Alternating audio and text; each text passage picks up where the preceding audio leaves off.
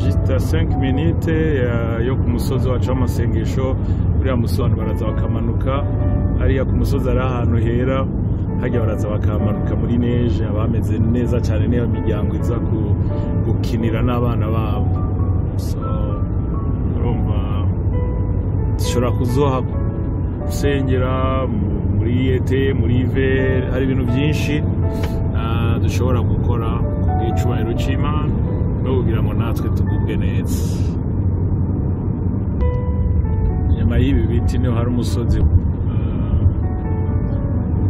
ahantu ku musozi haba ari amaneje ababyeyi n'abana baza bakamanuka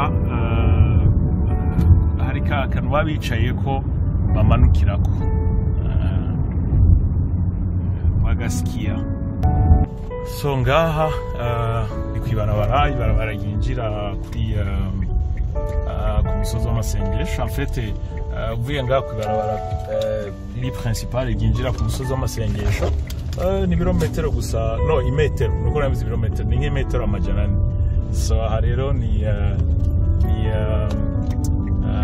niyo quartier yacu, ville yacu irimo abantu barenga hafi 6,000. Ville yacu irimo abantu barenga hafi 6,000. Hanyuma hari amaparke atandukanye ari hafi yacu ngaha. Hariho n'inzuzi, amarake yo ni menshi. Nk'aka karake kari inyuma juste à 3 minutes. Irake iri à 3 minutes yo kuri iyo ku musozi wacu w'amasengesho. Iki ni ikiyaga, iyi ni lake kandi lake abantu barashobora kuyogeramo. Rero ni inyuma y'umusozi wacu.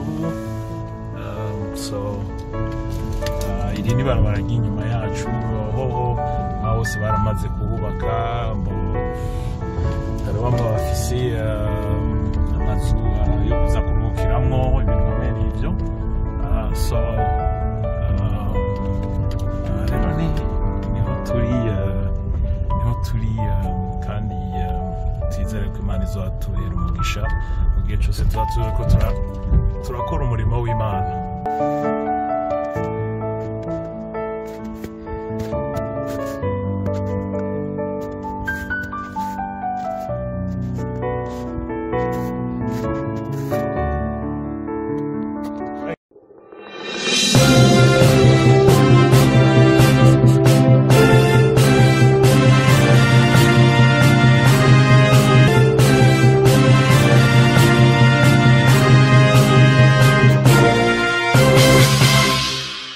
Nshuti namwe bagenzi, turabahaye ikaze kuri Gisha TV. Magaze ni urugendo rw'isaha imwe uvuye Montreal, uvuye muri ville de Montreal. Si kure rwose, ahantu ku musozi, ikibanza Imana yaduhaye. Urabyumva, ni ikibanza twaguze kugira ngo tubashire umusozi w'amasengesho. Umusozi w'amasengesho kubera ko twaravutse tugirirwa ubuntu bwo kumenya Imana, ariko tumaze kumenya Imana kugira ngo tugere aho tugeze dukurire mu buntu bw'Imana, n'amasengesho yabidufashije. Twarasenze, amasengesho aradukuza, amasengesho yadushoboje kugera kuri byinshi mu buzima bwacu. Rero mu gihugu nk'iki, igihugu cya Canada kirimo ubutunzi bwinshi, province ikomeye nk'iya Quebec, ville zikomeye nka Montreal, kenshi abantu baraza bavuye mu bihugu bitandukanye, ari abasenzi, ari abantu bakunda gusenga. Mugabo kubera ingene ibintu turimo bigoye, Amerika, Canada, abantu basanga gusenga twarabyibagiye, nta mwanya tubifitiye. Abandi ugashobora gusanga kubera petete n'ahantu baba amazu atari maniniya cyane, amashengero, kugira ngo abantu bashobore kuronka uburyo bwo gusenga bisanzuye, nabyo bigatuma abantu bagabanukirwa mu buryo bwo gusenga. So uyu musozi w'amasengesho rero umusozi turiko turategura. Uyu munsi turiko turategura ingene tuzotangura kuhakora kugira dukore ikibanza cyiza, ahantu abantu bashobora kuza bagasenga, bakarondera mu nyonga z'Imana. So kuko ni ubuzima gusenga ni ubuzima. Uyu munsi nimba kontinent ya Afurika ibayeho, nimba igihugu cyacu Burundi, Rwanda, ibiyaga bigari tubayeho, nuko mu nzira nyinshi zitandukanye amasengesho yagiye akora ibintu bikomeye cyane mu guhindura ubuzima bw'abantu, mu kuvura ibikomere biri mu mitima y'abantu. Rero nicyo gituma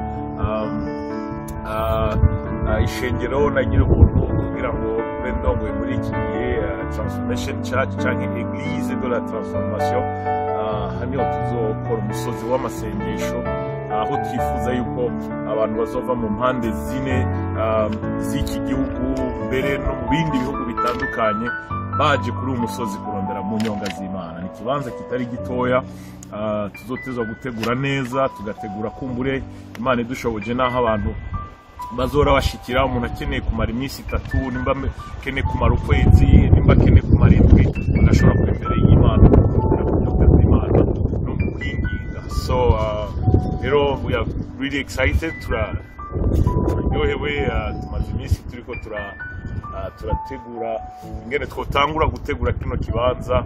Murabona yuko haratariho amaneje, ariko umwanya mutoya kuko twamaze kuza muci, twamaze gushika muci, uretse ko rero ntari n'abakunda gutya hanye, ariko ibikorwa biratangura mu minsi ya vuba. Imana wawumugisha, babaye kazi. Na rero nshuti n'abagenzi ba Eglise de la Transformation, Gisha TV, musengeraho muri hose, abazi gusenga cambu caho ndatabazi gusenga, kugira ngo Imana zidushoboze ahantu mu minsi iri imbere hazoshobore kwakira abantu baje kurondera mu nyonga z'Imana, baje gusenga, baje kwinginga, baje kurondera ubwiza bw'Imana, abantu baje gusengera nkuko nabivuze mbandanya ni kwisengera imiryango, ishengero, ibihugu byacu, kuko byose bihesha icubahiro Imana. Turafise n'ababanyi, ibibanza bininiya cyane, n'ahantu heza cyane, hari abantu batandukanye, mugabo turi kure na kure kuko ari ahantu hanini rwose. So ni byiza rero urumva hanye turizera ko mu minsi iri imbere Imana izodushoboza kubahindura, mu minsi iri imbere, mu mezi ari imbere, mu mwaka uri imbere. Nibaza yuko twasubira kwereka amasanamu y'ahantu azora igitanga, tuzogenda tubereka etape biriko birakorwa. Mu minsi iri imbere tuzotangura kubaringaniza, kuzana amamashini yo gukata ibiti no kuringaniza ikibanza, gutera amajardin y'amashurwe, gukora amaparking n'ibindi. So we need your prayers, mubandanye mudusengere, kuko intumbero nyamukuru nizera icyatumye Imana iduha ikibanza ni kugira ngo dushobore gusenga, dushobore kurondera mu nyonga z'Imana, kandi nk'uko twiyemeje kwisengera, gusengera imiryango yacu, gusengera ibihugu byacu. Iki kizoba ari ikibanza cyiza cyo gusenga, kuko amasengesho afite ubushobozi bwo gushika hose. Ashobora kubera ngaha agakora mu bihugu byacu, mu gihugu cyacu cya Canada, mu Burundi, mu Rwanda, muri Congo, muri Afrika, no mu mpande zine z'isi. So rero turarindiriye kubona ivyo Imana iteguye n'ivyo Imana igiye gukora mu minsi iri imbere. So that's it. Muheza gikwe.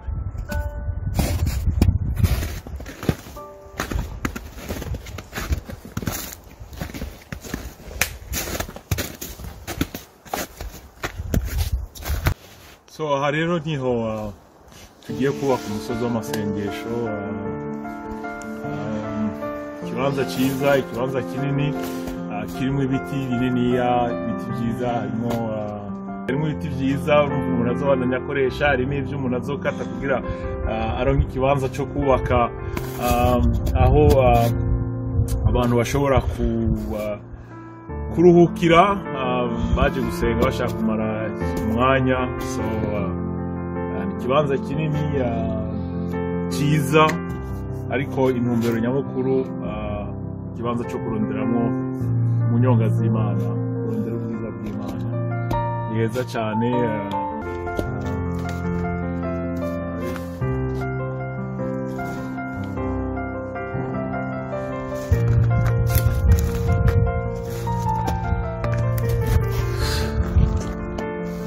So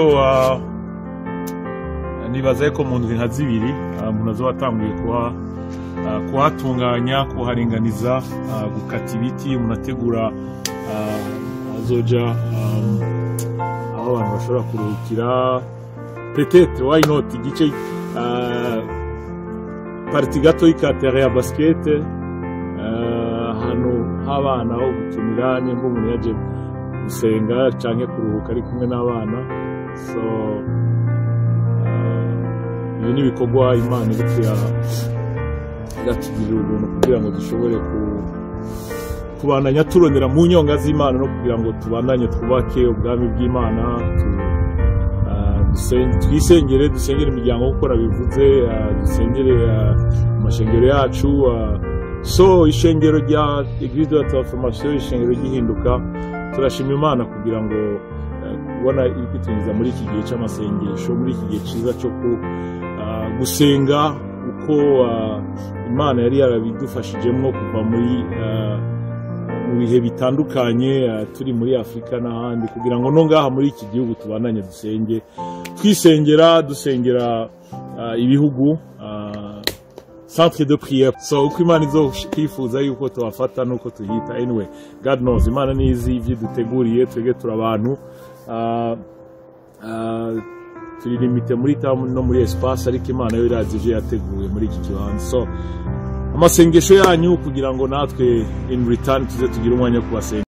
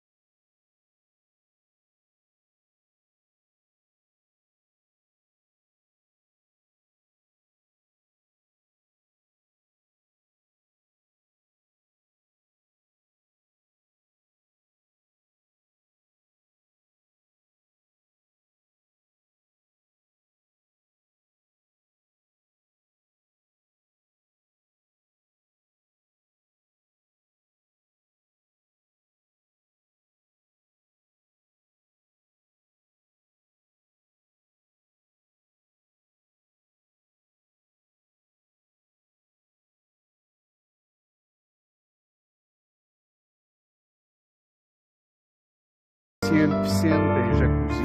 Puis ici, on est proche aussi. On est de l'autre côté, et puis ça appartient au propriétaire de tout ça. Et nous, on a. Il y en avait un pour un lac, là, fonce dans le feu. Rouvre les gaz parce que t'as quelque chose de vraiment bon. Nkuko nabivuze, ahantu tuzohasengera hadufashe kurondera mu nyonga z'Imana. Ikindi naco nuko ahanyene dufise uruzi artificiel, turafise nuze lac artificiel, plage irimo umusenyi, amazi meza, ku buryo aho hose harimo ho dukoresha ko tubafitiye uburenganzira. Si abantu bose bafitiye uburenganzira, ariko twe turafite uburenganzira. Ahantu hari lac artificiel, si kureho ngaha ni nk'iminota 3 canke 5 uvuye ngaha. So urumva ivyo byose ni byiza Imana yaduteguriye, hasigaye muheza ngigwe. Bose baramaze kubaka amazu, ibikorwa bitandukanye, abantu batandukanye, bose n'ababanyi, n'amazu ari inyuma yacu,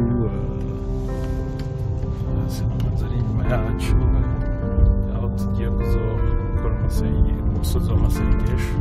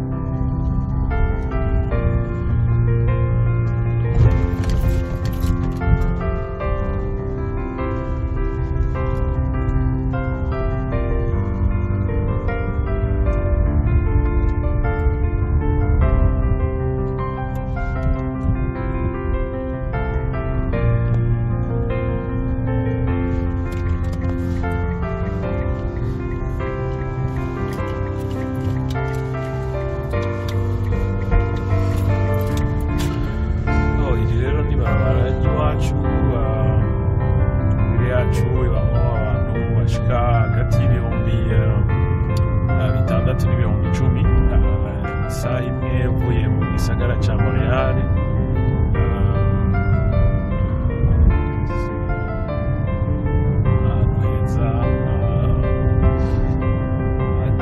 Di kilometri ho ngaha hariho amaparke, hariho inzuzi zitandukanye ku buryo abazura baza basenge, ushaka gutembera batembere, ariko na cane cane ahantu tuze tuhakorera amasengesho ku buntu bw'Imana, kandi turizeye ko Imana izodushoboza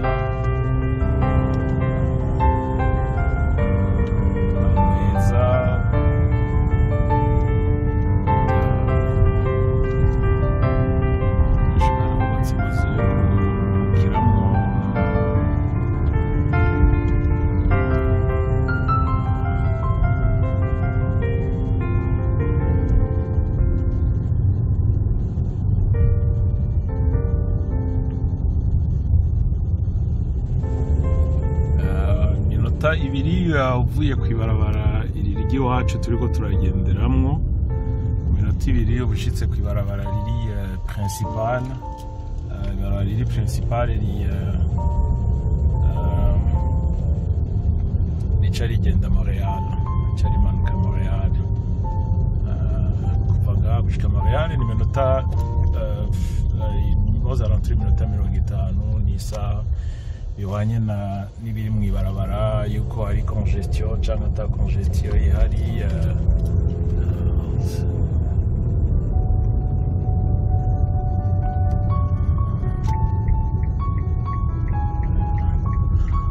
Rero turinjiye mw'ibarabara principal rya Montreal.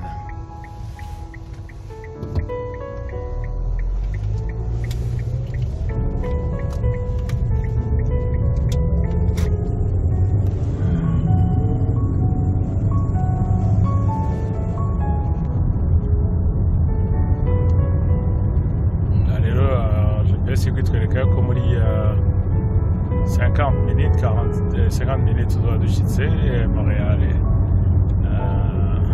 Longueuil.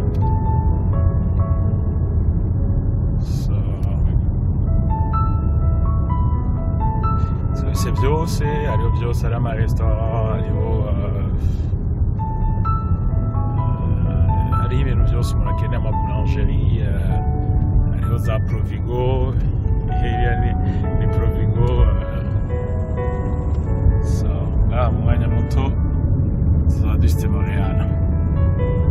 So nuko rero bavandimwe aho muri hose dusenge, mudusengere kugira ngo Imana izitugirire neza, tugira dushobora gusenga, tugasenga mu bwisanzure, umuntu akarira Imana yiwe nk'uko twarezwe, nk'uko twakuriye mu buntu bw'amasengesho n'ubushobozi. Asigaye Imana ibahe umugisha.